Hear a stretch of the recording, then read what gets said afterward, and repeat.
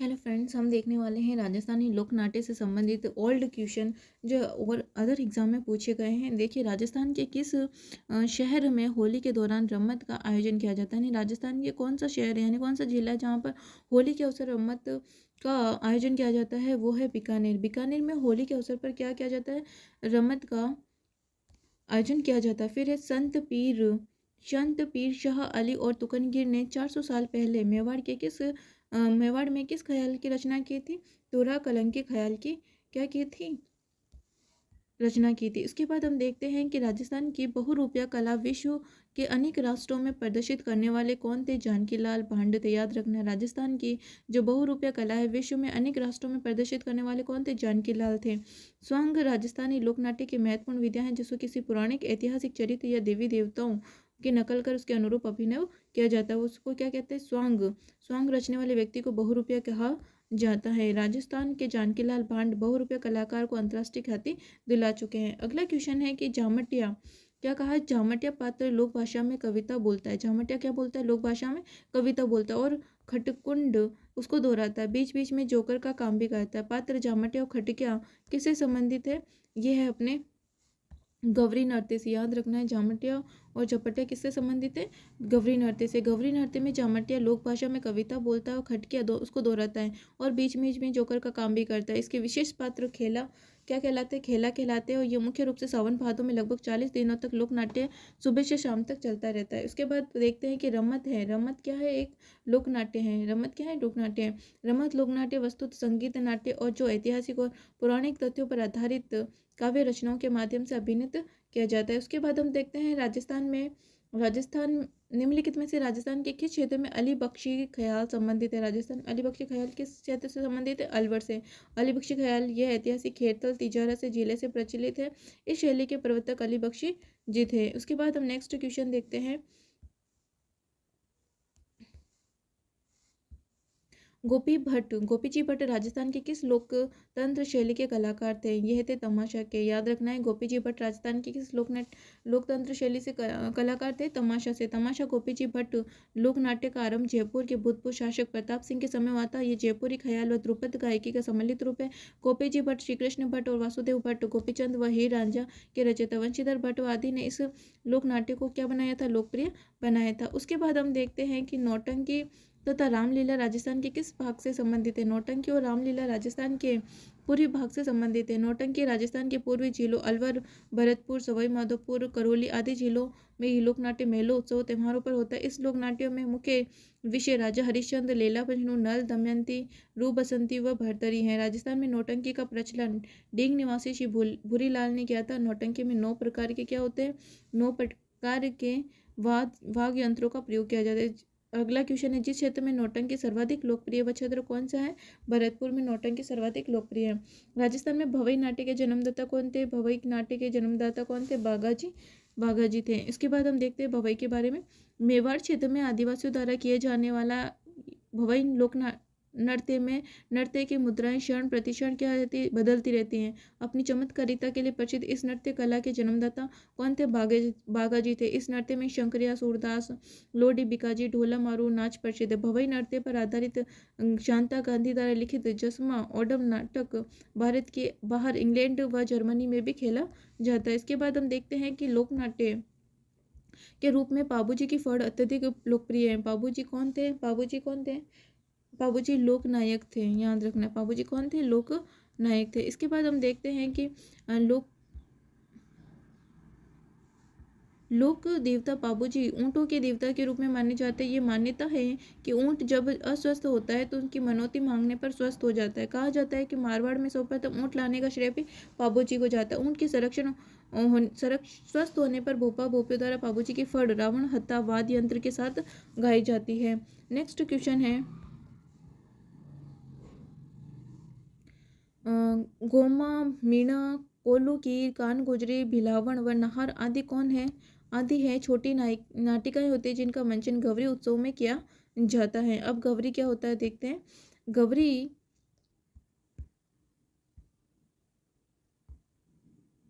राजस्थान का सबसे प्राचीन लोक नाट्य है जिसे लोक नाट्यों की मेरु नाट्य भी कहा जाता है। संपूर्ण भारत का एक एकमात्र दिन में प्रदर्शित होने वाला अरावली क्षेत्रों में भीलों का प्रमुख लोक नाट्य है। गोमा, मीणा, कोल्लू, कीर, कान गुजरी, भिलावण, नाहर आदि छोटी नायिकाएं होती हैं जिनका मंचन गौरी उत्सव के दौरान किया जाता है। गौरी का मूल कथानक शिव व भस्मासुर से संबंधित है, जिसका नायक राय बुढ़िया होता है जो शिव व भस्मासुर से संबंधित है। राय बुढ़िया की वेशभूषा विशिष्ट होती है और भूत कुटकुंडिया इस नाट्य का सूत्रधार होता है। भील अपने आराध्य देव बुढ़िया शिव की आराधना बगैर पारिस्थितिक परिश्रमी के प्रस्तुत करता है, जहाँ गांव की और लड़कियां ब्याई गई हो। फिर एक गौरी एक लोक नाट्य है जो किस पर आधारित है? शिव और भस्मासुर की कथा पर आधारित है। मेवाड़ के अरावली क्षेत्र की भील जाति का लोक नाट्य कौन सा है? वो है गौरी। रम्मत लोक नाट्य को निभाने वाले पात्र को किस रूप में जाना जाता है? गौरी पात्र। रम्मत लोक नाट्य में निभाने वाले पात्र को किस रूप में जाना जाता है? खेलर के रूप में जाना जाता है। नेक्स्ट है चार भेद। चार भेद क्या है? राजस्थान। चार भेद जो राजस्थान की प्रचलित लोक गायन शैली कहाँ की प्रसिद्ध है? टोंक की प्रसिद्ध है। चार भेद राजस्थान की लोकनगर में प्रचलित संगीत दंगल रूपी लोक नाट्य विद्या है, जिसमें परंपरागत वाद डफली बजाकर कव्वालों की भांति भविष्य में घुटनों के बल खड़े होकर गीत गाए जाते हैं। ये शैली टोंक के नवाब फैजुल्ला खां के समय अब्दुल करीम खां व खलीफा करीम खां निहंग ने प्रारंभ की थी। मूल्य चार भेद पठानों की विद्या। चार भेद में डफली ही मुख्य वाद्य यंत्र होता है। ठीक है, यह हो गया हमारे लोक नाट्य के क्वेश्चन। अब हम इसकी थ्योरी देखते हैं। हेलो फ्रेंड, नमस्ते। आज आप देख रहे हैं राजस्थान की आर्ट एंड कल्चर का टॉपिक है नाट्य कला, यानी कि राजस्थान की एक कला है जिसका नाम है नाट्य कला। इसके बारे में पढ़ेंगे। नमस्ते, मैं हूं प्रतिमा और मेरा चैनल का नाम है प्रतिमा सांकला। तो हम आज स्टार्ट करते हैं राजस्थान की आर्ट एंड कल्चर का नया टॉपिक, राजस्थान की नाट्य कला, क्योंकि इस टॉपिक से हर बार कुछ एक क्वेश्चन हर एग्जाम में पूछा जाता है। तो हम इसको आज विस्तार से पढ़ेंगे, ओनली फॉर रिविजन के तौर पर पढ़ेंगे। चलिए स्टार्ट करते हैं राजस्थान की नाट्य कला।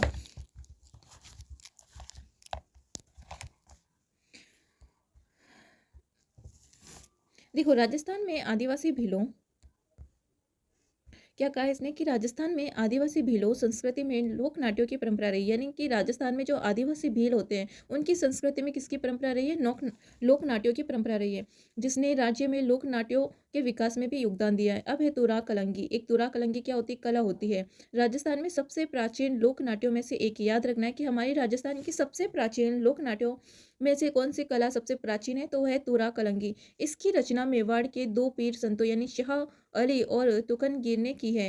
यानी कि इसकी रचना कहाँ हुई है? मेवाड़ में। और दो पीर संत कौन थे? शाह अली और तुकनगीर ने की है। तुरा कलंकी की कला को प्रचार प्रसार किसने किया? शाह अली और तुकनगीर ने। और यह कहाँ पे हुई इसकी रचना? मेवाड़ में। सामंतवादी काल के दौरान लोक नाट्यों को राजकीय संरक्षण मिला, जिससे वे विकसित भी हुए थे। लोक नाट्यों दरबार उन्मुखी थे, इसलिए आम जनता तक इनकी पहुंच नहीं हो पाई। इसलिए लोक नाट्यों का प्रदर्शन केवल कुछ पेशेवर जातियों द्वारा ही किया जाता था, अतः यह केवल निम्न पेशेवर जातियों तक ही सीमित हो पाई थी। राजस्थान में लोक नाट्यों को उनके विविध स्वरूपों के आधार पर 3 क्षेत्रों में विभाजित किया गया। यानी लोक नाट्यों को कितने क्षेत्रों में विभाजित किया गया है? 3 क्षेत्रों में विभाजित किया गया। अब देखते हैं कौन कौन से 3 क्षेत्र है।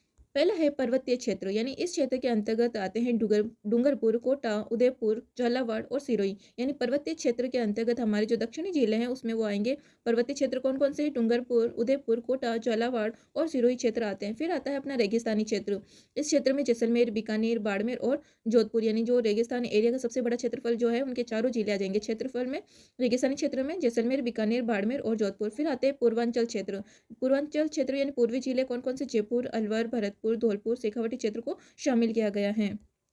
समझ में आ गया? जो लोक नाट्य है उनको 3 क्षेत्रों में विभाजित किया गया। पर्वतीय क्षेत्र जिसमें हम दक्षिणी जिले लेंगे, रेगिस्तानी क्षेत्र जिसमें पश्चिमी जिले, और पूर्वी क्षेत्र जिसमें हम पूर्वी जिले लेंगे। उसके बाद देखते हैं पहाड़ी क्षेत्रों में मीणों, भीलों, सहरियों और बंजारों तथा घरासियों आदि द्वारा सामुदायिक मनोरंजन की संस्कृति को विकसित किया गया है। राजस्थान के मरुस्थलीय क्षेत्रों में सरगरा, नट, भाट, भांड आदि पेशेवर जातियों द्वारा जीविका के लिए स्वांग लोक नाट्यों को मनोरंजन के रूप में विकसित किया है। फिर आता है भांड, जो प्राचीन लोक नाट्य के माध्यम से लोगों का मन क्या करते हैं? जो भांड जाति के लोग होते हैं वो प्राचीन लोक नाट्यों के माध्यम से लोगों का मनोरंजन करते हैं। राजस्थान का पूर्वांचल क्षेत्र यानी शेखावटी ख्याल लोक नाट्य की प्रचलित शैली के लिए भी विख्यात रहा है। ये भी याद रखना है कि जो हमारा पूर्वी क्षेत्र है यानी शेखावटी क्षेत्र वो किसके लिए प्रसिद्ध है? ख्याल लोक नाट्यों के लिए प्रचलित शैली के लिए विख्यात है। उसके बाद मरुस्थलीय क्षेत्र में सरगरा, नट, भांड जाति रहते हैं। पहाड़ी क्षेत्रों में भील, सहरिया, बंजारे और गरासिया रहती है। इसके बाद हम देखते हैं राजस्थान के प्रमुख लोक नाट्य कौन-कौन से हैं, ठीक है? सबसे पहला लोक नाट्य है ख़याल।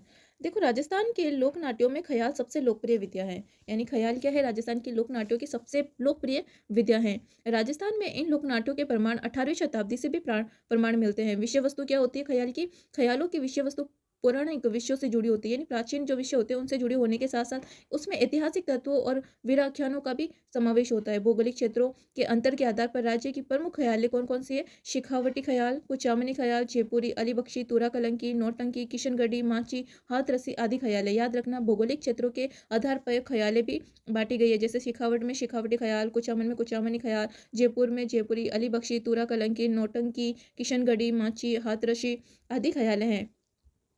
इसके बाद देखते हैं कि इन ख़यालों के ऊपर संगीत, नृत्य, गीतों की प्रधानता होती है। जिस ख़याल में जो तत्व ज़्यादा प्रधान होता है उस तत्व की ख़याल कहलाएगी। जैसे संगीत ख़याल हो गई, नृत्य ख़याल हो गई, जिसमें संगीत ज़्यादा होता है, संगीत ख़याल जिसमें नृत्य ज़्यादा होता है वो क्या होती है? नृत्य ख़याल होती है। उसके बाद हम देखते हैं रम्मत क्या होती है।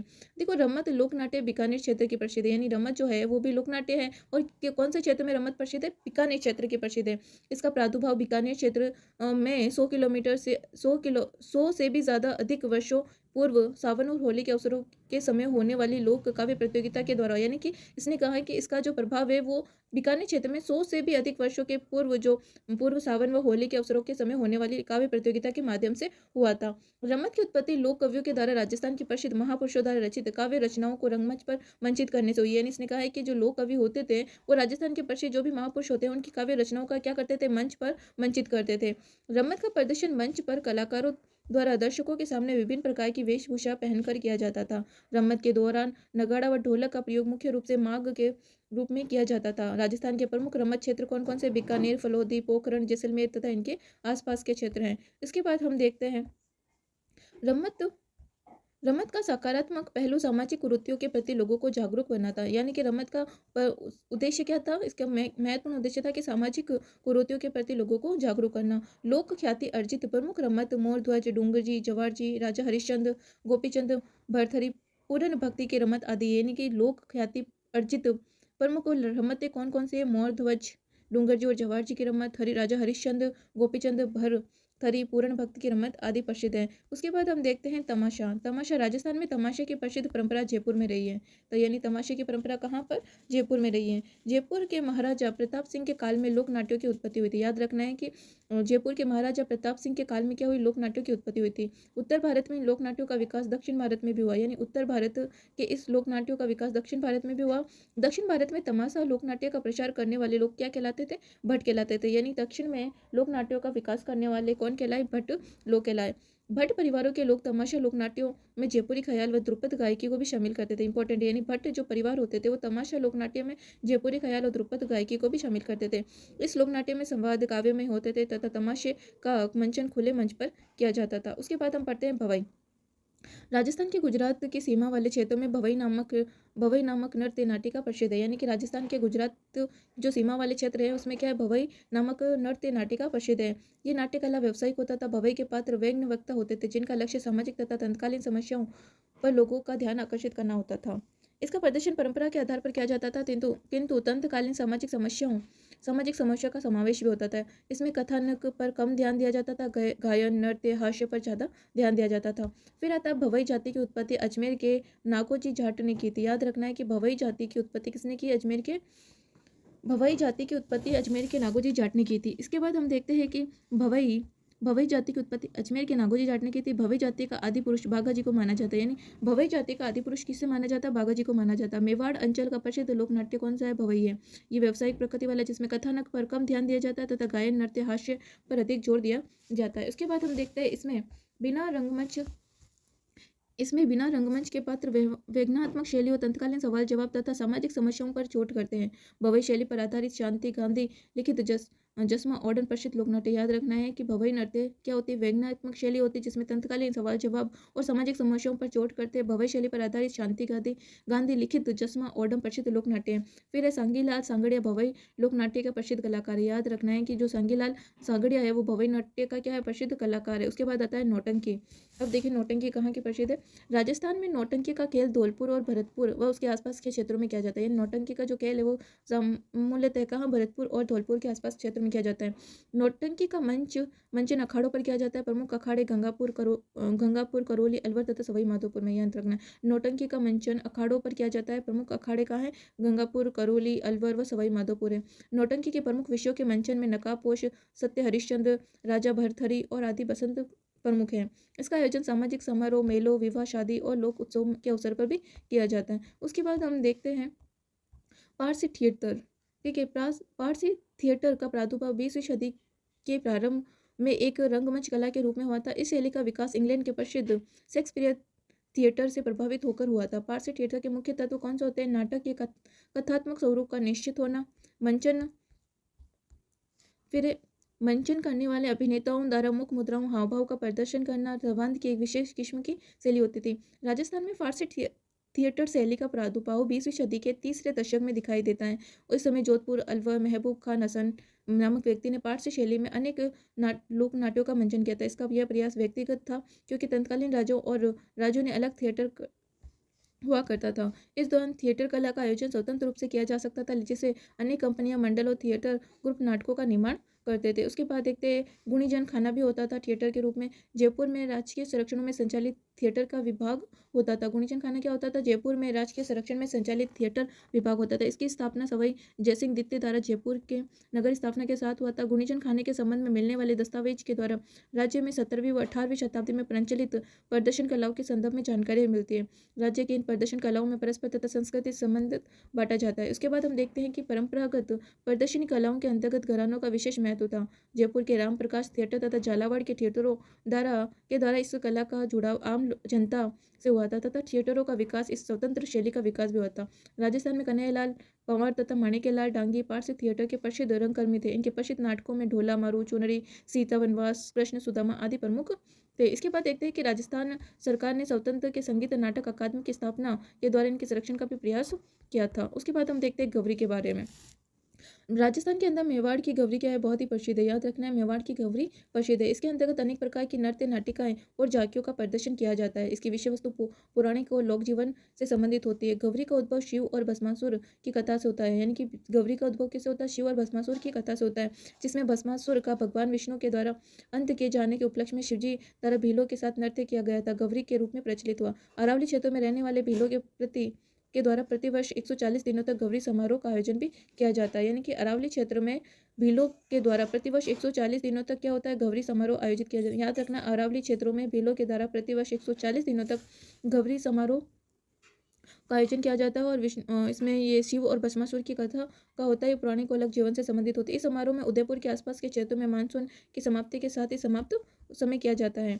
फिर गवरी रंगमंच ये कलात्मक और संस्कृति का अभिनव का खेमेल है। गवरी लोकनाट्य का प्रचलन भील समुदाय की ऐतिहासिक परंपराओं से जुड़ा हुआ है। इसका आयोजन रक्षाबंधन के दूसरे दिन से प्रारंभ होता है, यानी गवरी लोकनाट्य क्या है? गवरी लोकनाट्य का प्रचलन भील समुदाय की ऐतिहासिक परंपरा से जुड़ा है, यानी गवरी लोकनाट्य का जो प्रचलन है किसके द्वारा? भील समुदाय द्वारा किया जाता है। इसका आयोजन रक्षाबंधन के दूसरे दिन प्रारंभ होता है। ये भी याद रखना है कि गवरी लोकनाट्य का आयोजन कब होता है? रक्षाबंधन के दूसरे दिन। गवरी के पात्र 52 फेरू, 64 योगिनी, 9 लाख देवी देवताओं की पूजा करते हैं। गवरी लोकनाट्य का प्रमुख पात्र बुढ़िया भस्मासुर का जाप होता है, बुढ़िया भस्मासुर का जाप होता है तथा अन्य पात्र राया होता है जो स्त्री वेश में होता है। उसके बाद देखते हैं जामटिया। जामटिया पात्र कविता बोलता है और खटकिया इसे दोहराता है। याद रखना, इसमें दो पात्र होते हैं, जामटिया और खटकिया। जामटिया क्या करता है? कविता बोलता है और खटकिया क्या बोलता है? इसको दोहराता है। और गवरी के अन्य सभी पात्रों को खेला करते हैं। उसके बाद देखते हैं गवरी के पात्रों द्वारा भमरिया, गणपति, मीणा, कान गुजरी, जोगी, नटनी, लाखा बंजर आदि प्रमुख खेल भी होते हैं। गवरी नाट्य के प्रमुख वाद्य मंजीरा, चिमटा, मांदल और थाली। याद रखना, गवरी नाट्य के प्रमुख वाद्य कौन कौन से? मंजीरा, चिमटा, मांदल और थाली है। गवरी के आयोजन के समय राई, बूढ़िया और भोपा 40 दिन तक कठोर नियमों का पालन भी करते हैं। गवरी समाप्ति से 2 दिन पहले जवारे बोए जाते हैं तथा 40वें दिन जवारे मिट्टी के साथ गवरी का विसर्जन भी किया जाता है। गवरी की समाप्ति के 6ठे दिन नवरात्रि का प्रारंभ हो जाता है। याद रखना, गवरी के समाप्ति के 6ठे दिन क्या? नवरात्रि प्रारंभ हो जाते हैं। उसके बाद हम इसके महत्वपूर्ण तथ्य देखते हैं। राजस्थान में आदिवासी भीलों की संस्कृति में लोक नाट्यों की परंपरा रही, जिसमें राज्य में लोक नाट्यों का विकास का योगदान दिया है। अलवर और भरतपुर के लोक नाट्यों में हरियाणा तथा उत्तर प्रदेश की लोक संस्कृतियों का मिला जुला रूप भी देखने को मिलता है। धौलपुर और सवाई माधोपुर लोक नाट्यों पर स्पष्ट ब्रजभूमि की संस्कृति का भी प्रभाव झलकता है। राजस्थान में लोक नाट्यों की नियमित परंपरा का प्रचलन 18वीं सदी के पूर्वार्ध में शुरू हो गया था। ठीक है, फिर राजस्थान के मरुस्थलीय क्षेत्रों में सरगरा, नाट भाट आदि पेशेवर जनजातियों द्वारा जीविका के लिए क्या किया जाता है, स्वांग लोक नाट्य आदि मनोरंजन के रूप में विकसित किए जाते हैं। यानी स्वांग वाला कहाँ होता है, स्वांग वाला स्वांग होते हैं वो वाले मरुस्थलीय क्षेत्र में किए जाते हैं। उसके बाद हम देखते हैं राजस्थान के प्रमुख लोक नाट्यों। ख्याल, ख्याल का विषय क्या होता है, पौराणिक ऐतिहासिक और विरंगना से संबंधित होते हैं। राजस्थान के लोक नाट्यों में सबसे लोकप्रिय विद्या यही है, याद रखना है। स्वांग सबसे लोकप्रिय विद्या कौन सी, ख्याल है। संगीत प्रधान लोक नाट्य, यानी इसमें संगीत प्रधान होता है। प्रमाण 18वीं सदी से हमें मिलने शुरू हुए हैं। इसके बाद हम देखते हैं कि प्रमुख वाद्य यंत्र कौन कौन से काम में लिए जाते हैं।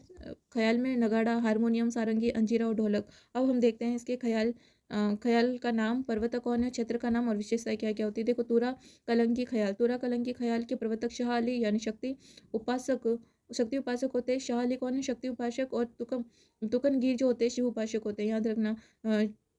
इसमें दो किरदार होते हैं, प्रवर्तक है शाह अली और तुकनगीर। जो शाह अली है वो शक्ति उपासक होते हैं, तुकनगीर जो होते हैं वो शिव उपासक होते हैं। इसका प्रचलन क्षेत्र कौन कौन से, निमेड़ा, गोसुंडा, चित्तौड़, नीमच, एमपी होता है। विशेषता क्या है इसकी, मंच की सजावट, सर्वाधिक दर्शक भाग लेने की संभावना होती है। गैर व्यावसायिक प्रकृति है, गैर व्यावसायिक प्रकृति इसकी। वाद्य यंत्र जंग होता है, काव्यात्मक शैली में संवाद होता है। राजा हरिश्चंद्र, रुक्मणी, मंगल, राजा अमोरध्वज, उखा चरित्र, सभी सभा, इंद्र सभा, तुरंग कलंकी की ख्यालें होती हैं। इसमें स्त्री पात्रों की भूमिका पुरुष ही निभाते हैं, यानी इसमें स्त्रियां नहीं होती है। स्त्रियों के जो भी पात्र होते हैं वो कौन निभाते हैं, पुरुष निभाते हैं। उसके बाद हम देखते हैं अली बख्शी ख्याल। देखो, अली बख्शी ख्याल पर्वत कौन है, राजा अली बख्श के समय से शुरू हुई थी। कहाँ पर किया जाता है, मुंडावर में। याद रखना, अली बख्शी ख्याल कहाँ की प्रसिद्ध है, मुंडावर अलवर में। अली बख्श को अलवर का रसखान भी कहा जाता है, याद रखना। अली बख्शी खान को अलवर का क्या माना जाता है, रसखान कहा जाता है। कृष्ण लीला, निहाल लते, चंद्रावत, गुलकावली, अलवर की शिप्तनामा अली बख्शी द्वारा रचित प्रमुख ख्याल है। उसके बाद हम देखते हैं कुचामनी ख्याल। देखो, कुचामनी ख्याल जो है उसके प्रवर्तक लक्ष्यराम को माना जाता है। ये कहाँ पे की जाती है, नागौर व निकटवर्ती क्षेत्र में की जाती है। हास्य विनोद और लोकगीतों की प्रधानता होती है, यानी कि ये मनोरंजन वाली होती है, जहाँ हास्य विनोद, हंसी और मजाक वाली होती है कुचामनी ख्याल। और लोकगीतों की इसमें प्रधानता होती है। ओपेरा जैसा रूप दिखता है इसमें, कैसा रूप दिखता है, ओपेरा ख्याल के नाम से किसे जाना जाता है, कुचामनी ख्याल। खुले मंच का इसमें प्रयोग होता है। लोकगीतों की प्रधानता होती है। सामाजिक व्यंग पर आधारित कथा वस्तु का चुनाव होता है। इसमें प्रमुख ख्याले चांद, नीलगिरी राव, रिनमन, मीला मंगल, प्रसिद्ध कलाकार उगमराज है इसके बाद हम देखते हैं इसमें प्रमुख वाद्य यंत्र कौन सा प्रयोग किया जाता है, ढोल, शहनाई, सारंगी।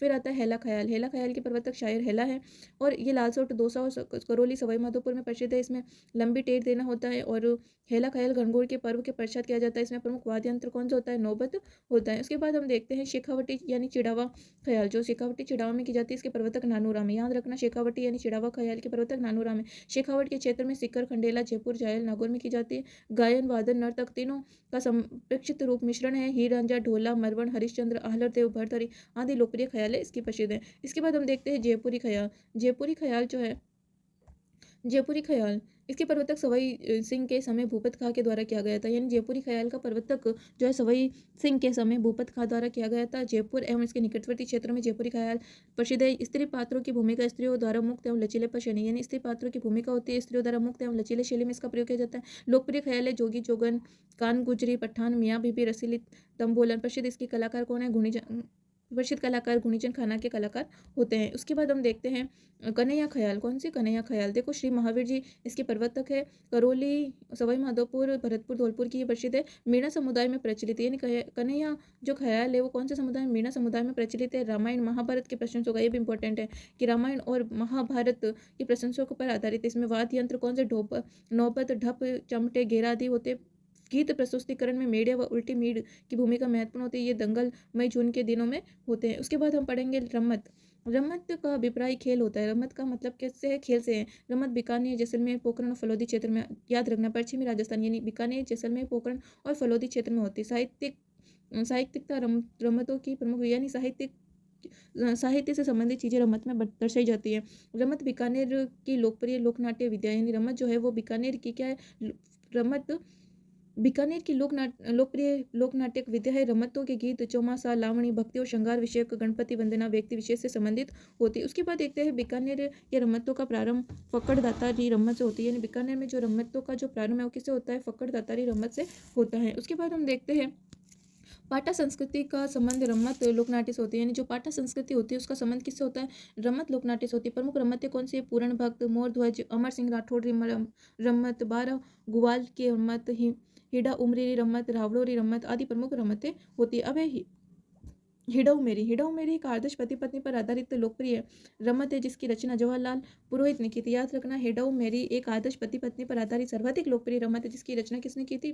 जवाहरलाल पुरोहित ने की थी। उसके बाद हम देखते हैं प्रमुख रमत रमत कलाकार कौन है? श्री मनीराम व्यास, फागू महाराज, सुबा महाराज, श्री राम गोपाल मेहता, सोई सेवंग, गोडी जी आदि। फिर है खेलार। खेलार क्या होती है? रमत खेलने वाला होता है। रमत में रंगमंच साज सज्जा नहीं होती, यानी रमत में रंगमंच साज सज्जा नहीं होती है। बीकानेर के जो आचार्य हैं, बीकानेर में आचार्यों का चौक रमतों के लिए सर्वाधिक प्रसिद्ध एवं सुव्यवस्थित अखाड़ा। याद रखना, बीकानेर में जो आचार्यों का चौक है वो रमतों के लिए क्या सर्वाधिक प्रसिद्ध और सुव्यवस्थित अखाड़ा है। रमत आज भी गैर पेशेवर लोक नाट्यों का ही रूप लिए हुए हैं, यानी रमत आज किसका? गैर पेशेवर लोक नाट्यों का रूप लिए हुए हैं। जैसलमेर में तेज कवि ने रमतों का अखाड़ा प्रारंभ किया, यानी रमतों का अखाड़ा किसने प्रारंभ किया? जैसलमेर के तेज कवि ने। तेज कवि ने स्वतंत्र बावणी, मूमल, जोगी, भरथरी, छबीली, तंबोलन आदि प्रसिद्ध रमतें रची जाती है। याद रखना, जैसलमेर में तेज कवि ने रमतों का अखाड़ा प्रारंभ किया था। जैसलमेर में किसने किया? तेज कवि ने। तेज कवि ने कौन कौन सी रमतें? स्वतंत्र बावणी, मूमल, जोगी, भरथरी, छबीली, तंबोलन आदि प्रसिद्ध रमतें रची है। 1943 में तेज कवि ने स्वतंत्र बावणी की रचना कर इसे महात्मा गांधी को भेंट किया था। ये भी इंपॉर्टेंट है कि 1943 ईस्वी में तेज कवि थे, उन्होंने कौन सी रमत? स्वतंत्र बावणी की रचना कर किसको भेंट की थी? महात्मा गांधी को भेंट की थी। इसके बाद हम देखते हैं सकमल एवं तुलसीदास जैसलमेर की रमतों के अन्य कलाकार थे, यानी सकमल और तुलसीदास भी जैसलमेर की रमतों के अन्य कलाकार थे। तेज कवि ने अपनी रमत का अखाड़ा श्री कृष्ण कंपनी से शुरू किया था। ठीक है। रमत के दौरान नगाड़ा व ढोलक का प्रयोग किया जाता है। ये भी इंपॉर्टेंट है कि रमत के दौरान किसका प्रयोग किया जाता है? नगाड़ा और ढोलक का प्रमुख वाद्य यंत्र के रूप में प्रयोग किया जाता है। तमाशा। अब हम पढ़ेंगे तमाशा। जयपुर की परंपरागत लोक नाट्य शैली तमाशा है। ठीक है। यह जयपुरी ख्याल व ध्रुपद धमार गायकी का सम्मिलित रूप माना जाता है। जयपुरी जो ख्याल तमाशा जो है वो जयपुरी ख्याल और ध्रुपद धमार गायकी का सम्मिलित रूप क्या है? तमाशा है। यह महाराष्ट्र लोक नाट्य शैली से तमाशा से प्रभावित है। ये महाराष्ट्र की लोक नाट्य शैली तमाशा से प्रभावित है। जयपुर की तमाशा लोक नाट्य शैली आमेर के राजा मान सिंह प्रथम 1594 के समय से इसका प्रादुर्भाव हुआ था। इस समय मोहन कवि द्वारा रचित नाट्य धमाका मजरी का भी आमेर में प्रदर्शन किया गया था, यानी प्रसिद्ध लोक नाट्य धमाका मजरी का भी इसमें प्रदर्शन किया गया था। इसके बाद हम देखते हैं कि जयपुर महाराजा प्रताप सिंह ने तमाशा के प्रमुख कलाकार वंशीधर भेट को अपने गुणिचर खाने में प्रवेश देकर इस लोक नाट्य विद्या को प्रोत्साहित किया था। यानी जयपुर के महाराजा कौन थे? प्रताप सिंह ने। तमाशा के प्रमुख कलाकार कौन थे? वंशीधर भट्ट ने अपने गुणिचर खाने में प्रवेश देकर लोक नाट्य विद्या को प्रोत्साहित किया था। तमाशे में तबला, सारंगी, नकारा, हारमोनियम आदि प्रमुख वाद्य यंत्र होते हैं। याद रखना, तमाशे में तबला, सारंगी, नकारा और हारमोनियम क्या होते हैं? प्रमुख लोक वाद्य यंत्र होते हैं। फिर होते हैं कलाकार। इसके कौन है? तमाशा के प्रसिद्ध कलाकार गोपी जी भट्ट, फूल जी भट्ट, मनु जी भट्ट है। इसके बाद हम देखते हैं कि पठान, कान, गुजरी, रसीली, तबोलन, हीर रांझा, जोगी, जोगिन, बंसीधर भट्ट द्वारा रचित तमाशे। याद रखना, बंसीधर भट्ट द्वारा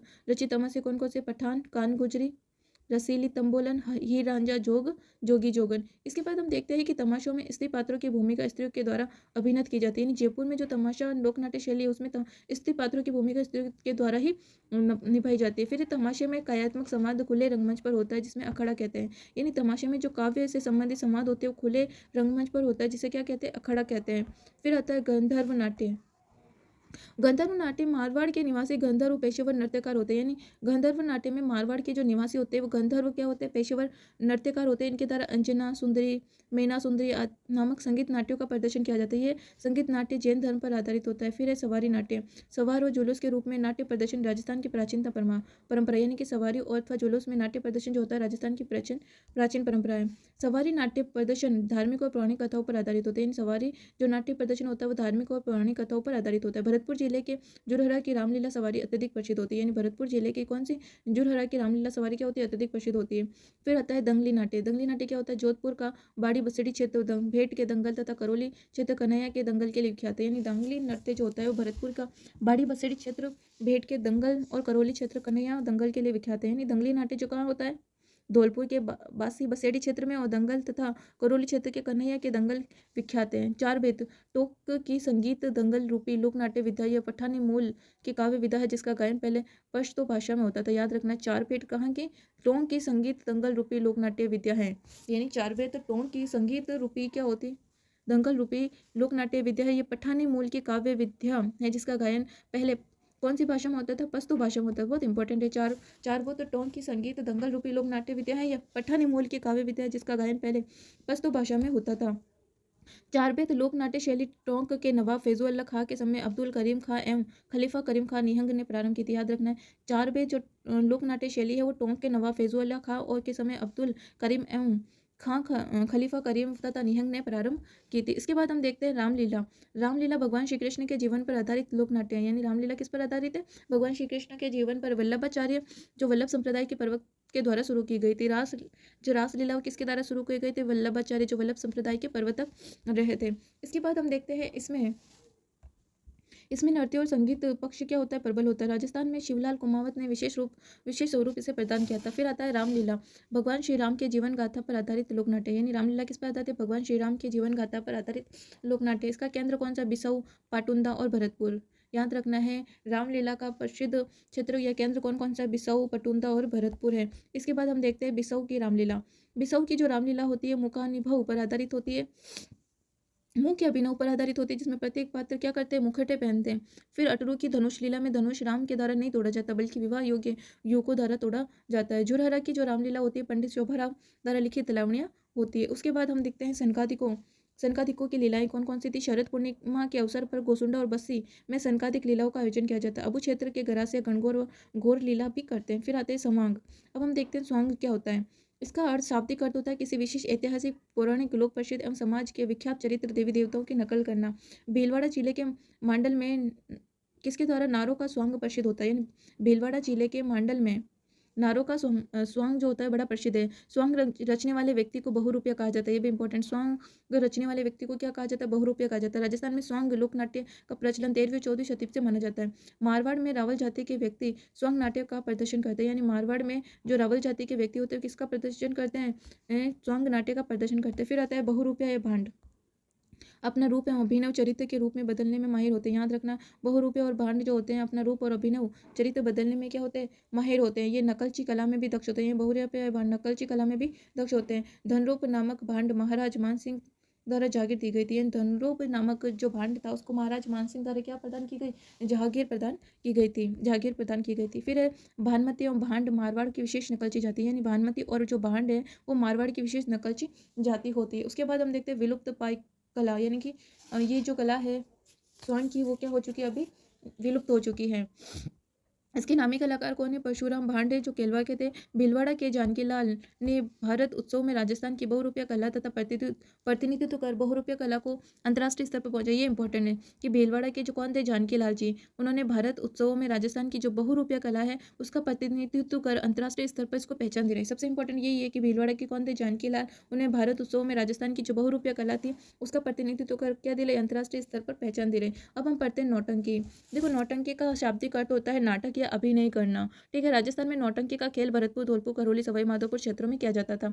राजस्थान में नौटंकी का जो प्रचलन है श्री भूरीलाल यानी डींग निवासी ने किया था। इंपॉर्टेंट। राजस्थान में नौटंकी का प्रचलन किसने किया?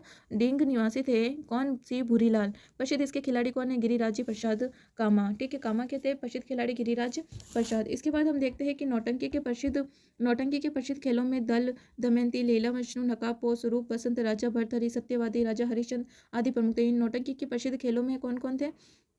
नल, दमयंती, लैला मजनू, नकाबपोश, रूप, बसंत, राजा भर्तहरि, सत्यवादी, राजा हरिश्चंद्र प्रमुख हैं। नौटंकी में 9 प्रकार के वाद्यों का प्रयोग। ये इंपॉर्टेंट है कि नौटंकी में कितने प्रकार के वाद्य यंत्रों का प्रयोग किया जाता है? 9 प्रकार के वाद्य यंत्रों का प्रयोग किया जाता है। इसके बाद हम देखते हैं कि आशा की नौटंकी संपूर्ण पूर्वी राजस्थान प्रसिद्ध। यानी किसकी नौटंकी पूरी राजस्थान में प्रसिद्ध है? आशा की जो नौटंकी है वो पूरी राजस्थान में प्रसिद्ध है। नौटंकी का आयोजन सामाजिक समारोह, मेलों, विवाह, शादी, लोकोत्सव अवसरों पर किया जाता है। उसके बाद हम देखते हैं गवरी।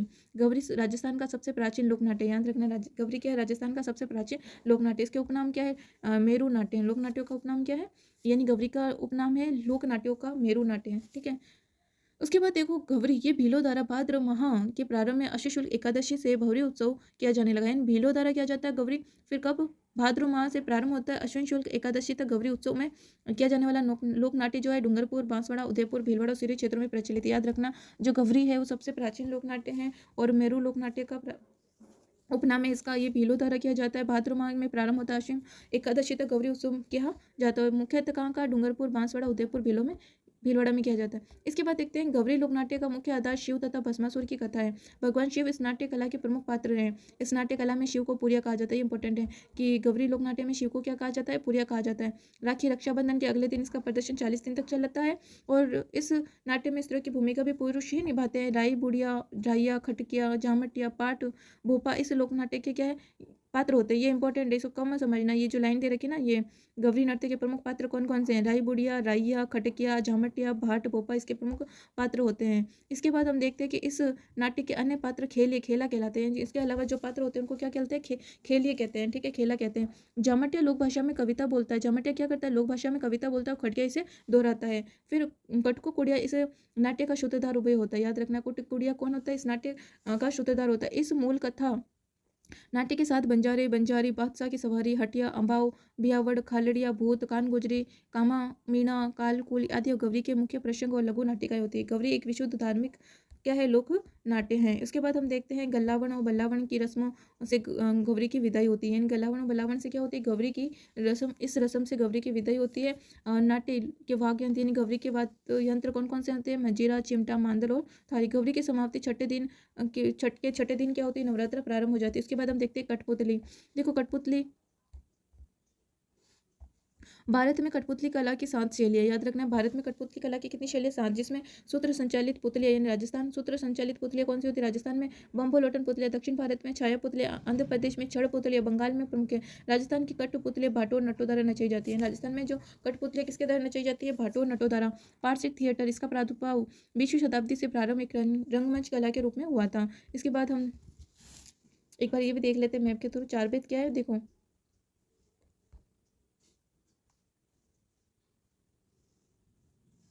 चार वेद राज्य का एकमात्र केंद्र। चारवेद में राजस्थान का एकमात्र केंद्र कौन सा? टोंक है। ये पठानी मूल की लोकनाट्य कला है। याद रखना, पठानी मूल की लोकनाट्य कला। राजस्थान में सर्वप्रथम टोंक के नवाब फैजुल्ला खां के समय ये अब्दुल करीम खां और खलीफा करीम खां निहंग खां के द्वारा शुरू की गई थी। फिर किशनगढ़ी ख्याल। ये किशनगढ़ अजमेर में प्रचलित है। मूलतः प्रवर्तक कौन थे किशनगढ़ी ख्याल के? बंसीधर शर्मा। अब रम्मत से तात्पर्य लोकनाट्य है। रम्मत से क्या तात्पर्य? लोकनाट्य, जिसकी शुरुआत बीकानेर में हुई थी। हंडारू मेरी रम्मत बीकानेर की सबसे प्रवर्तक जो हम हराडू मेरी रम्मत बीकानेर में इसके प्रवर्तक जवाहरलाल जी पुरोहित थे। जैसलमेर की रम्मत इसके प्रवर्तक तेज कवि थे और पाटा संस्कृति से संबंधित थे। इसके बाद हम देखते हैं चिड़ावा। चिड़ावा शेखावटी ख्याल, इसके प्रवर्तक नानूराम चिड़ावा थे, जबकि दूलिया राणा ने इसको प्रसिद्धि दिलाई थी। ये राजस्थान की सबसे लोकप्रिय विधा है। इसके बाद हम देखते हैं तमाशा। ये मूलतः महाराष्ट्र का लोकनाट्य है। राजस्थान में सर्वप्रथम जयपुर के महाराजा प्रताप सिंह के समय भट्ट परिवार के द्वारा किया गया था। वर्तमान में इस लोक नृत्य शैली के कलाकार गोपी जी भट्ट और वासुदेव भट्ट और गोपी चंद वही राजा तमाशा ने शुरू किया था और ये कहाँ पर गीतगत नाट्य भी कहलाता है। उसके बाद हम देखते हैं डपाली। डपाली अलीबख्शी ख्याल, इसके प्रवर्तक अलीबख्शी थे। ये मुंडावर गांव में प्रचलित है। मुंडावर कहाँ था? अलवर में। फिर आता है नौटंकी। नौटंकी के प्रवर्तक भूरीलाल हैं। रासलीला इंपॉर्टेंट है। नौटंकी व रामलीला राजस्थान में पूरे भाग में प्रचलित है। फिर आता है कन्हैया ख्याल, रामायण व महाभारत में चरितार्थ हुई है। इसके बाद हेला जो ख्याल है वो हेला ख्याल के प्रवर्तक कौन है? हेला शायर थे। ये सवाई माधोपुर व लालसोट दौसा में प्रचलित थी। सवाई माधोपुर दौसा में हेला ख्याल प्रचलित है। फिर तुरा कलंकी ख्याल सर्वाधिक चित्तौड़गढ़ में प्रचलित है। इसके मूल प्रवर्तक तुरा शिव और शाह अली वह कलंकी पार्वती और तुकनगीर दो संत पीर थे। कहाँ की? चित्तौड़ की प्रसिद्ध है। उसके बाद हम देखते हैं कुचामनी ख्याल नागौर। इसके प्रवर्तक लच्छीराम थे। इस ख्याल का स्वरूप ओपेरा जैसा होता है। इसमें लोकगीतों की प्रधानता भी होती है। इसके बाद हम देखते हैं भवई लोकनाट्य। ये मूलतः गुजरात का लोकनाट्य। याद रखना है, भवई क्या का? गुजरात का लोकनाट्य है। राजस्थान में इसके जन्मदाता कौन है? बागाजी जाट, जो केकड़ी अजमेर से थे। सर्वाधिक मेवाड़, ये नाटक सर्वाधिक मेवाड़ में प्रचलित है और वर्तमान में व्यावसायिक लोकनाट्य बन चुका है। भवई नृत्य के प्रसिद्ध नर्तकी श्रेष्ठा सोनी है और लिटिल वंडर की उपाधि से भी सम्मानित किया जा चुका है। जसमा ओडम का जो संबंध है भवई नाट्य शैली से, गवरी लोकनाट्य व राजस्थान का सबसे प्राचीन लोकनाट्य है। इसे लोकनाट्यों का मेरू नाट्य भी कहते हैं। संपूर्ण भारत का दिन में प्रदर्शित होने वाला लोकनाट्य है। ये मूलतः शिव व भस्मासुर की कथा पर आधारित, जिसका आयोजन भील जाति के लोगों द्वारा रक्षाबंधन के दूसरे दिन से 45 दिन यानी 1.5 माह तक खेला जाता है। मेवाड़ के अरावली के भीलों का प्रसिद्ध लोकनाट्य गवरी है। गोमा मीणा, कालू कीर, कान गुजरी, मियावड़ नाहर आदि छोटी नाटिकाएं, जिसका मंचन गवरी उत्सव द्वारा किया जाता है। सभी पात्र पुरुषों का अभिनय करते हैं। राई शिव और पुड़िया भस्मासुर गवरी लोकनाट्य में होता है। मीणा बंजारों की गवरी लोकनाट्य इसके पात्र होते हैं। इसके बाद देखते हैं हम क्या देख रहे थे? पारसी थिएटर। देखो पारसी थिएटर का विकास इंग्लैंड के प्रसिद्ध शेक्सपियर थिएटर से प्रभावित होकर हुआ था। पारसी थिएटर के 3 क्या होते हैं? तत्व होते हैं। कौन कौन से? इसके नाटक कथानक स्वरूप का निश्चित, नाटक के जो कथानक स्वरूप होते हैं वो इसका निश्चित होता है। मंचन करने वाले अभिनेताओं द्वारा मुख्य मुद्राओं तथा हावभाव का प्रदर्शन होता है। संवाद की एक विशेष किस्म की शैली होती है। जयपुर व अलवर के महबूब हसन खां व्यक्ति ने पारसी शैली में अनेक नाटक मंचित किए। फिर है गुणीजन खाना। जयपुर राज्य के राजकीय संरक्षण में संचालित थिएटर विभाग था गुणी खाना। याद रखना है, गुणी खाना क्या है? जयपुर राज्य में राजकीय संरक्षण में संचालित थिएटर विभाग को गुणी खाना कहा जाता है, गुणीचन खाना कहा जाता है। राजस्थान में प्रथम पार्श्व थिएटर की स्थापना रामप्रकाश रंगमंच के नाम से महाराजा राम सिंह द्वितीय ने 1878 में करवाई थी। इंपॉर्टेंट, राजस्थान में प्रथम पार्श्व थिएटर की स्थापना रामप्रकाश रंगमंच के द्वारा महाराज राम सिंह द्वितीय ने 1878 में करवाई थी। फिर आता है भवई नाट्यशाला। भवई नाट्यशाला झालावाड़ में 1921 में भवई सिंह द्वारा ओपेरा शैली में निर्मित है। यानी भवई जो नाट्यशाला वो कहाँ पर? झालावाड़ में 1921 में किसने की? भवई सिंह द्वारा ओपेरा शैली में निर्मित है। पर फिर पश्चिमी तकनीक पर भारत में खेला गया प्रथम नाटक कौन था? इंद्र सभा था, जो लखनऊ में खेला गया था। इसके बाद राजस्थानी नाटकों का जनक एवं निर्देशक श्री कन्हैयालाल पंवार। यानी राजस्थान में नाटकों के जनक और निर्देशक किसको कहा जाता है? कन्हैयालाल पंवार को। राजस्थान में फारसी थिएटर के प्रसिद्ध रंगकर्मी माणिक्यलाल डांगी व कन्हैयालाल पंवार थे। कन्हैयालाल पंवार द्वारा अभिमंत्रित नाटक कौन था? याद रखना, कन्हैयालाल पंवार द्वारा अभिमंत्रित नाटक, कन्हैयालाल पंवार द्वारा अभिमंत्रित नाटक है रामू चणवा और ढोला मारो। ठीक है, ये हो गया हमारे आज के राजस्थान की लोक कला। आई होप आपको पसंद आया होगा। पसंद आया हो तो लाइक शेयर सब्सक्राइब जरूर करें। धन्यवाद।